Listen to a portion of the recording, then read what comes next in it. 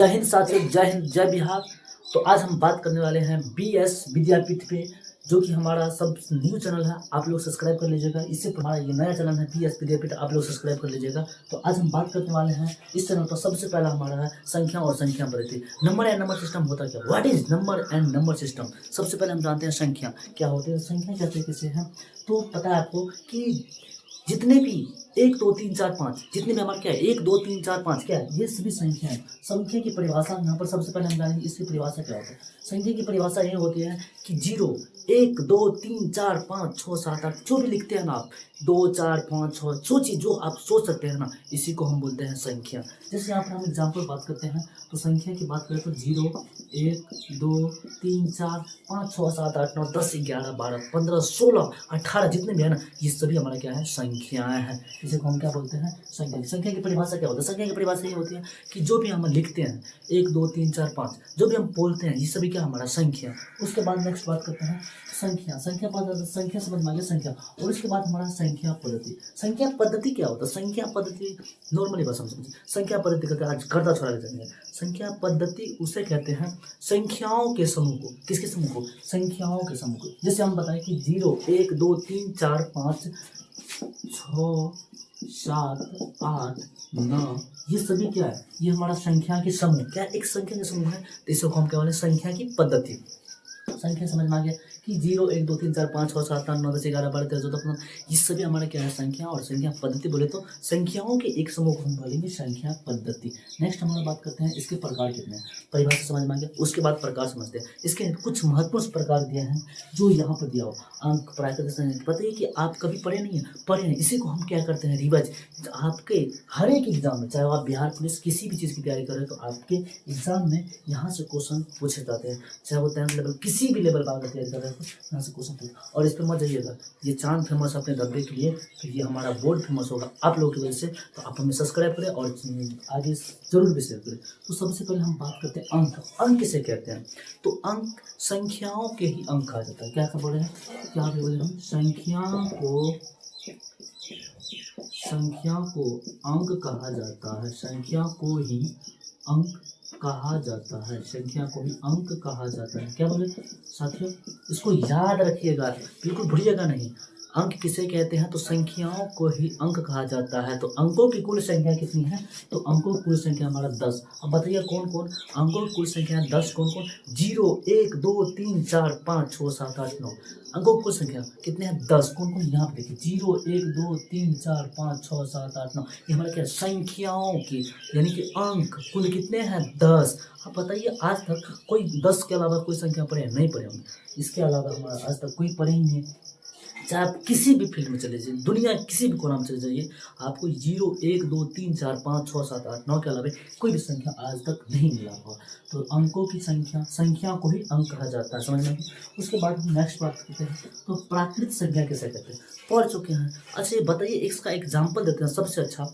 एक बच्चा को, एक छोटे से बच्चा को, उसको बोलिएगा कि बच्चवा गिन के सुनाओ, तो कहाँ से गिनेगा, तो बताइए क्या गिनेगा, उसको क्या करेगा, उसको बोलिए काउंटिंग करो। काउंटिंग मतलब गिनती, कहाँ से शुरू करेगा, 1 से। तो यहाँ पर हम बात करते हैं प्राकृत संख्या की। तो प्राकृत संख्या हमारा यही होता है कि गिनती की सारी संख्या को हम प्राकृत संख्या कहते हैं। वो अगर बच्चा बोल देगा ना 101, तो हमारा कौन संख्या हो जाए, गिनती की संख्या। 104 कौन संख्या, गिनती की संख्या। 108 कौन संख्या, गिनती की संख्या। ये सभी हमारा कौन सा, इसका परिभाषा ये बनेगा कि गिनती की सभी संख्या को प्राकृत संख्या कहते हैं। क्या बोलेगी परिभाषा, तो गिनती की सभी संख्या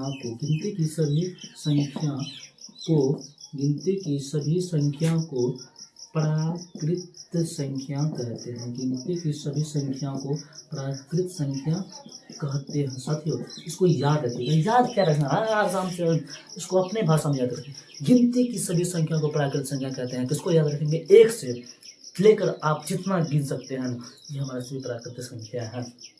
जैसे इसका एग्जाम्पल की बात करें तो यहाँ पर जैसे क्या होगा, 1 2 3 4 5 6 7। बताइए आप इसको कहाँ तक गिन सकते हैं, बिल्कुल अनंत तक। आप इसकी अनलिमिटेड नहीं गिन सकते हैं।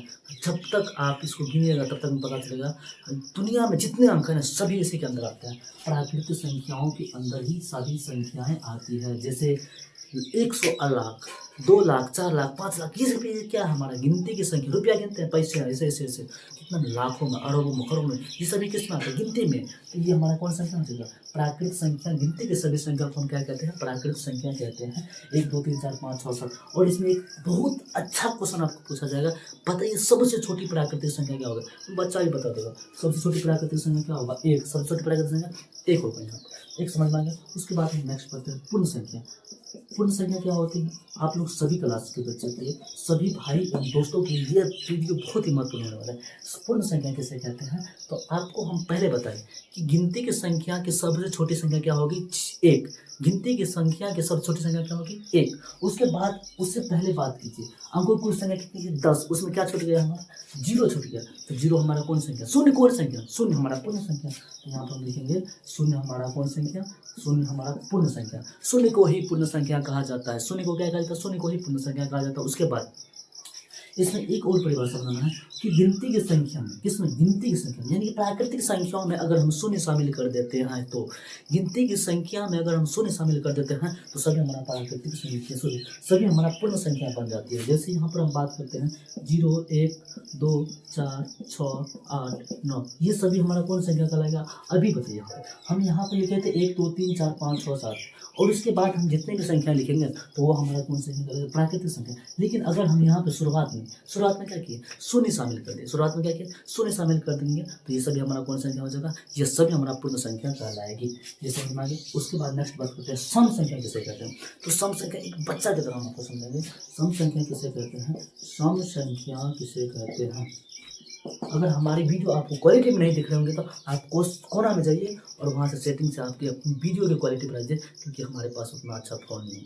चलिए सम संख्या किसे कहते हैं, तो सम संख्या वे सभी प्राकृतिक संख्या, वे सभी प्राकृत संख्या, वे सभी प्राकृत संख्या जो, वे सभी प्राकृतिक संख्या जो 2 से कितना से 2 से पूरा विभाज्य हो, जो 2 से क्या हो, पूरा विभाज्य हो, जो 2 से पूरा विभाज्य हो, उसे हम सम संख्या कहते हैं। उसे हम क्या कहते हैं, उसे हम सम संख्या कहते हैं। उसे हम सम संख्या कहते हैं। सम संख्या किसे कहते हैं, आप नॉर्मली बात समझिए, वैसी संख्या, कौन संख्या, वैसी संख्या जो 2 से पूरा कट जाए। भाग आप बचपन में सीखे थे ना, बचपन में सिखा देता, मार के समझाता।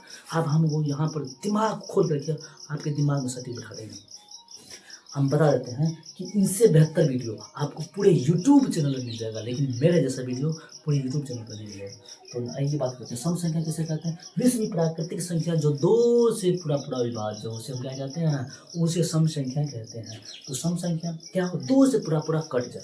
जैसे हम 2 से किसी भी संख्या में, जैसे हम बात करते हैं 2 से किस में बात करें, 2 से 12 में बात करें, 2 से बताइए कट जाएगा, 15 में बात करेंगे, 2 से 15 कभी कटेगा नहीं, कटेगा कुछ ना कुछ इसका शेष यानी कि आंसर आ जाएगा ना, तो हमारा सम संख्या नहीं होगा। जो संख्या 2 से पूरा कट जाए उसे हम सम संख्या कहते हैं। फॉर एग्जाम्पल की बात करें तो हमारा यहाँ पर 2 4 6 8 10 डैश etc, ये सभी हमारा कौन संख्या होगा, सम संख्याएं कहलाएगी। और एक क्वेश्चन बहुत ही मजेदार क्वेश्चन है, इसमें आपको क्वेश्चन आता है, बताइए कि सबसे छोटी सम संख्या क्या होगी। तो सबसे छोटी सम संख्या हमारा क्या होता है, 2। अब इसको ऐसे ट्रिक से पकड़िए, नहीं होता है सम संख्या पकड़ने का ट्रिक, तो हम देते हैं, आइए कैसे ट्रिक देते हैं। आप बताइए 2 से पहले क्या आता है, 2 से पहले 1, 2 से पहले क्या आता है 1, और 2 के बाद 3, जो एक संख्या के बाद एक संख्या को पकड़ना है, एक संख्या को छोड़ देना, एक संख्या को पकड़ना है, एक संख्या को छोड़ देना, एक के बाद 2 पकड़ो, 2 कौन संख्या है, सम संख्या, 3 कौन संख्या, विषम संख्या, छोड़ो उसको क्या है नहीं पता, 4 कौन संख्या, सम संख्या। उसके बाद हम बात करते हैं विषम संख्या की। विषम संख्या की बात करें तो यहाँ पर विषम संख्या हमारा यही होता है कि अभी हम सम संख्या पढ़े, उसी प्रकार विषम संख्या का सीधा उल्टा कर दीजिए।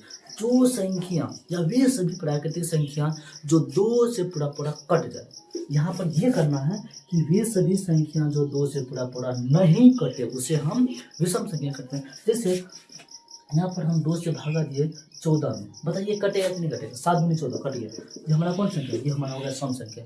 यानी कि ऐसे संख्या जिसकी इकाइयाँ 0 2 4 6 8 रहे, वह संख्या सभी संख्या 2 से पूर्णतः विभाजित होगी। इसको एक कैसे देखें। अब यहाँ पर सम संख्या को हम पकड़ने का ट्रिक बता देते हैं। इसका कैसे पढ़ेंगे, देखो हम बता देंगे आपको कि जिस संख्या के इकाई अंक, क्या बताएं, जिस संख्या के इकाई अंक 0, 2, 4, 6, 8 है। जिस संख्या के इकाई अंक क्या है, 0, 2, 4, 6, 8 वो संख्या 2 से पूर्णतः विभाजित होगी। यहाँ पर लिख दीजिए, पीछे क्या हमको नहीं पता है, पीछे क्या नहीं पता, इकाई अंक हाँ यहाँ पर डाल देते हाथ, बताइए 2 से विभाज्य, बिल्कुल विभाज्य। आप बोलिएगा बिल्कुल विभाज्य कैसे, आप देखिए इकाई अंक क्या बोले थे, इसी में से कोई आना चाहिए, 0, 0, 2, 4, 6, 8, इसमें से अगर कोई अभी संख्या आ गया तो हमारा कौन संख्या का, ये हमारा सम संख्या कहलाएगी। नेक्स्ट हम बात करते हैं यहाँ पर 7, 5, 4, 3, अब इकाई अंक में क्या दे दिया हमें, 0, तो ये हमारा कौन संख्या, बताइए 2 से कटेगा, बिल्कुल कटेगा, क्योंकि यहाँ पर हम क्या दे दिया, इकाई अंक में हमारा है क्या, 0, तो ये हमारा संख्या 2 से पूर्णतः विभाजित होगी। अब यहाँ पर बात करते थे विषम संख्या, वो ऐसी प्राकृतिक संख्या जो 2 से पूरा नहीं कटे, जिसका कुछ न कुछ शेष आ जाता हो उसे हम विषम संख्या कहते हैं। जिसका कुछ न कुछ क्या आ जाता है, शेष आ जाता हो, जैसे हम 2 से भागा देते हैं 15 में, 2 से भागा देते हैं 17 में, ये सभी बात ये कि इसमें से कोई भी संख्या आ रहा है इकाई अंक में, नहीं आ रहा, तो ये हमारा 2 से पूर्णतः विभाजित नहीं होगी। या ऐसी संख्या जिसके इकाई अंक पर 1, 3, 5, 7, 9 रहे, वह संख्या 2 से पूर्णतः विभाजित नहीं होगी। जैसे हम बात करते हैं 4, 3 और यहाँ पर डाल देते हैं 5, बताइए इसमें से अगर कोई भी आएगा तो वह 2 से विभाज्य होगा, अगर इसमें से कोई भी आएगा तो 2 से विभाज्य नहीं होगा। जिसे हमको इसी का यही है ट्रिक, अपना से बनाएंगे सम संख्या, तो सम संख्या समझ में आ गया, यही हमारा सम संख्या और विषम संख्या। नेक्स्ट हम बात करें पूर्णांक संख्या, ये बच्चा वाला पूर्णांक संख्या। पूर्णांक संख्या किसे कहते हैं, तो पूर्णांक संख्या अगर आपको प्राकृतिक संख्या और पूर्ण संख्या समझ में आ गया तो पूर्णांक संख्या सेकेंड टर्म समझ में आ गया। देखिए पूर्णांक संख्या हम आपको यहाँ पर कुछ उदाहरण के तौर पर समझाते हैं। उदाहरण के तौर पर कहने का मतलब है कि ये हमारा देखिए रेखा, ये क्या है, रेखा, इसको क्या बोलते हैं, रेखा। देखिए इसको हमने देखा, देखिए ये क्या है, रेखा, इसको हमने देखा, यहाँ पर हम डाल देते हैं 0। अब बताइए 0 कौन संख्या, आप बताइएगा, अभी पढ़ा दे, 0 कौन संख्या, याद कीजिए पूर्ण संख्या, शून्य गोल का अंडा, उसको क्या बोलते हैं, शून्य, उसको कौन संख्या, वो कौन संख्या, पूर्ण संख्या, या कौन संख्या में पूर्ण संख्या, या कौन संख्या पूर्ण संख्या है, या कौन संख्या या पूर्ण संख्या। उसके बाद इसमें आ जाता हमारा प्राकृतिक संख्या। पूर्णांक संख्या की परिभाषा कैसे बनाएंगे, तो शून्य सहित धनात्मक संख्या, शून्य के दाईं ओर धनात्मक संख्या और शून्य के दाईं ओर ऋणात्मक संख्या, तो इससे हो जाएगा प्लस वाला, इससे होगा माइनस। तो शून्य के दाईं ओर धनात्मक संख्या, तो शून्य के बाईं ओर ऋणात्मक संख्याओं के समूह को हम पूर्णांक संख्या कहते हैं। जैसे 1, 2, 3, 4, -1, -2, -3, ये सभी हमारा कौन संख्या होगा, ये हमारा सभी पूर्णांक संख्या कहलाएंगे। जैसे यहाँ पर बताइए -1, -2, -3, -4 कौन संख्या, पूछेगा आपको कौन संख्या, पूर्णांक संख्या। 1, 2, 3, 4 कौन संख्या, पूर्णांक संख्या। एक क्वेश्चन बहुत ही मजेदार जो कि है यहाँ पर कि बताइए कि क्या सभी प्राकृतिक संख्या, क्या सभी प्राकृतिक संख्या, बताइए 1, 2, 3, 4, 5 हमारा कौन संख्या, प्राकृतिक संख्या। क्या बताइए कि सभी प्राकृतिक संख्या पूर्णांक संख्या हो सकती है, बिल्कुल हो सकती है। 1, 2, 3, 4, 5 हमारा कौन संख्या, प्राकृतिक संख्या, किस में आ गया, किस समूह में आ गया, यही हमारा क्या कहलाएगा, यही हमारा पूर्णांक संख्या कहलाएगा। यहाँ पर आपको कोई दिक्कत नहीं हो सकता, हम बता देते हैं, ये हमारा कौन संख्या, ये पूर्णांक संख्या कहलाएंगे। नेक्स्ट हम बात करते हैं, नेक्स्ट हमारा क्या है, भाज्य संख्या। बिल्कुल इसको बच्चा की तरह समझना, घर बात करते हैं भाज्य संख्या की। भाज्य संख्या यही होता है कि वैसी प्राकृतिक संख्या जिसका 2 से अधिक गुणनखंड हो। गुणनखंड किसे कहते हैं, यहाँ पर थोड़ा गुणनखंड को भी विचार लेते हैं। आप बचपन में बताइए लघुत्तम सीखे थे, भागा सीखे थे, जो एक और स्वयं के अलावे, क्या बताएं, जो एक और स्वयं के अलावे अन्य किसी भी संख्या से विभाज्य हो जाए उसे हम भाज्य संख्या, उसे हम क्या कहते हैं, उसे हम भाज्य संख्या कहते हैं। वैसी संख्या जिसका 2 से अधिक गुणनखंड हो, 3 आ जाए, 5 आ जाए, अधिक जितना आ सकते हैं ना, वह सभी हमारा कौन संख्या होगा, वह हमारा भाज्य संख्या होगा। तो वे संख्या जिसका 2 से अधिक गुणनखंड हो, उसे हम भाज्य संख्या कहते हैं। उसे हम क्या कहते हैं, उसे हम भाज्य संख्या। जैसे हम इसका एग्जाम्पल की बात करें तो जो एक और स्विंग कहलाता है अपने आप से और केवल व केवल एक से करना चाहिए, केवल एक से करना चाहिए, तो हमारा कौन सा कहलाएगा, वो हमारा भाज्य संख्या कहलाएगा। जैसे यहाँ पर एग्जाम्पल की बात करें तो 4, 6, 8, 9, 10 डैश डैश डैश इत्यादि, ये हमारा कौन संख्या, भाज्य संख्या। अभी हम क्या बताएं कि वही प्राकृतिक संख्या जो एक और स्वयं के अलावा अन्य किसी भी संख्या से अगर विभाज्य हो जाए तो वो हमारा कौन संख्या कहलाएगा, वो हमारा भाज्य संख्या कहलाएगी। अब बताइए 4 बताइए एक से कर रही है, 4 अपने आप से करती है, बताइए, और 4 किसी भी संख्या से कर रही है, बिल्कुल 2 से कर रहे हैं, तो 2 से अधिक गुणनखंड बताए थे ना, तो 2 से अधिक जिसका भी गुणनखंड होगा वो हमारा कौन संख्या कहलाएगा, वो हमारा भाज्य संख्या कहलाएगी। 6 2 से कर रहा है, 1 से कर रहा है, 3 से कर रहा है, 4 6 अपने आप से कर रहा है, तो हमारा कौन संख्या, भाज्य संख्या कहलाएगी।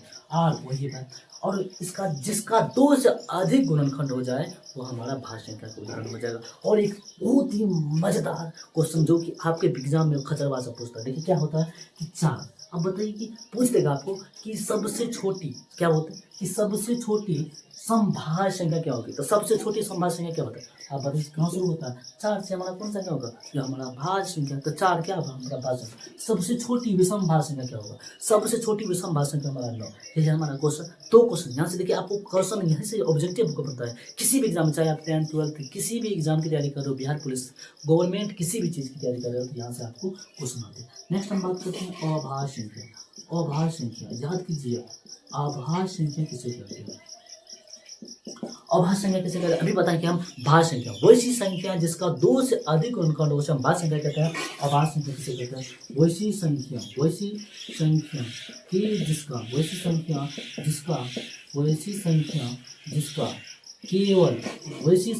जिसका केवल 2 गुणनखंड हो।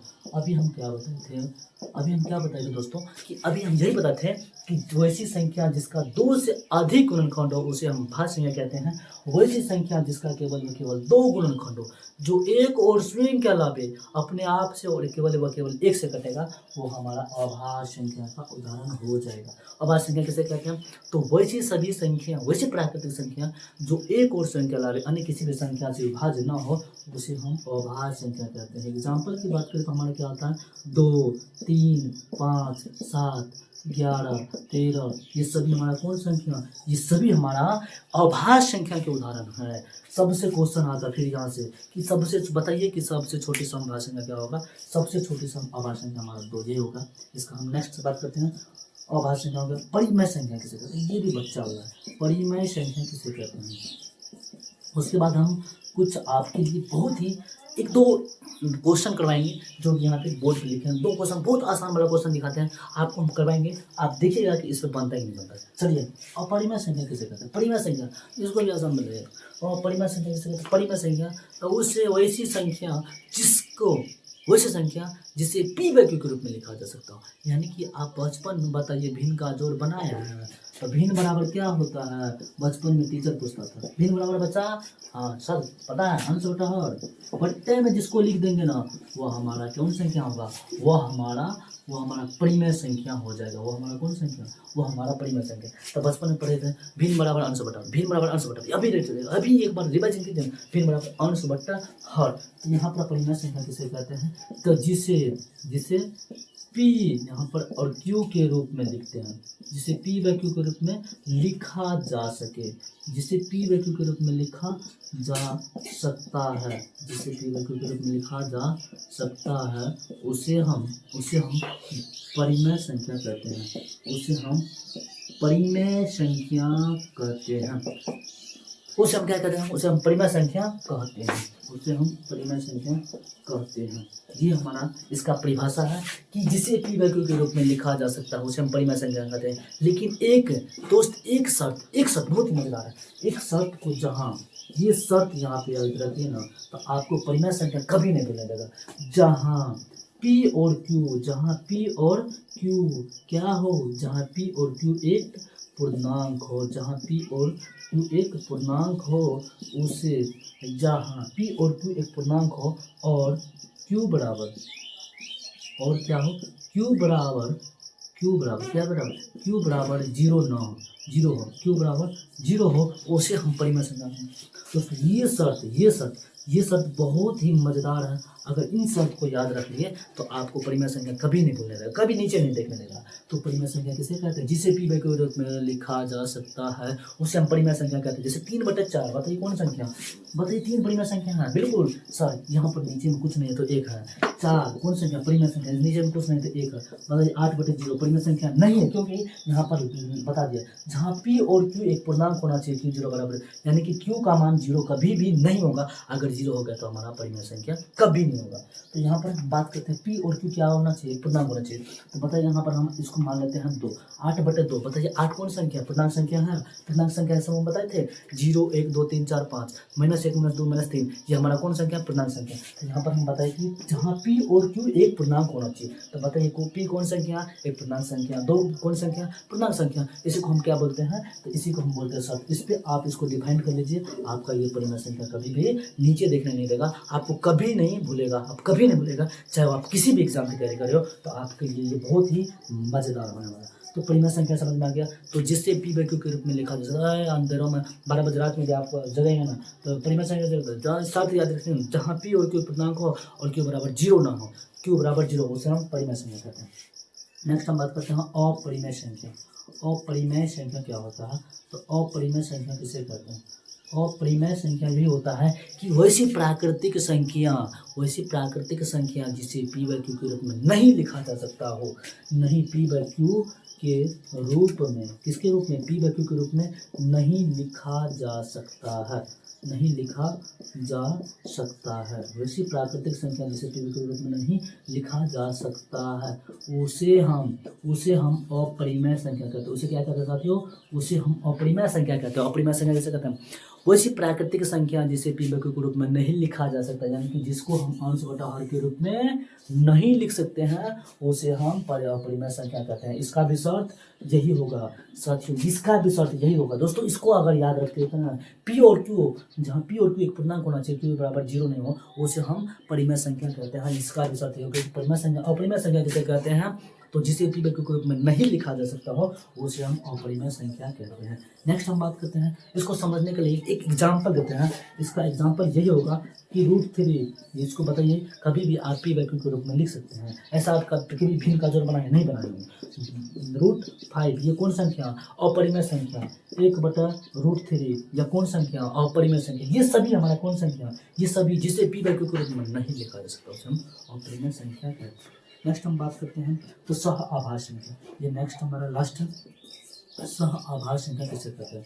सह आभाज्य संख्या किसे कहते हैं?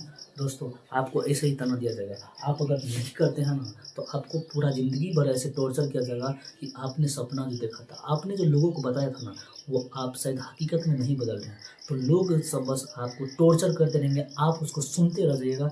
एक दिन ऐसा वक्त आएगा जिसके बाद कोई भी सुबह नहीं होगा, तो आप अभी से लग जाइए अपने कामों में। तो सह आभाज्य संख्या किसे कहते हैं? तो वे प्राकृतिक संख्या, दो प्राकृतिक संख्या जिसका मौसम केवल एक है। दो प्राकृतिक संख्या कहने का मतलब है कि 4 और 5। बताइए इसका मौसम निकालने में क्या होगा? केवल और केवल एक होना चाहिए। दो प्राकृतिक संख्याओं का मौसम अगर एक आता है तो हमारा कौन संख्या कहलाएगा? वो हमारा असह आभाज्य संख्या कहलाएगी।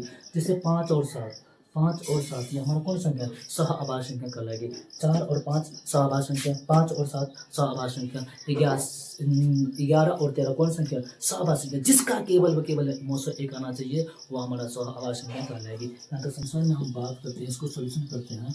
तो दो संख्याओं का योग 340, तो योग बराबर हम यहाँ पर सूत्र बनाते हैं 340। योग बराबर सूत्र क्या लिखे? 340। और अंतर कितना दिया हुआ? अंतर दिया हुआ है 170।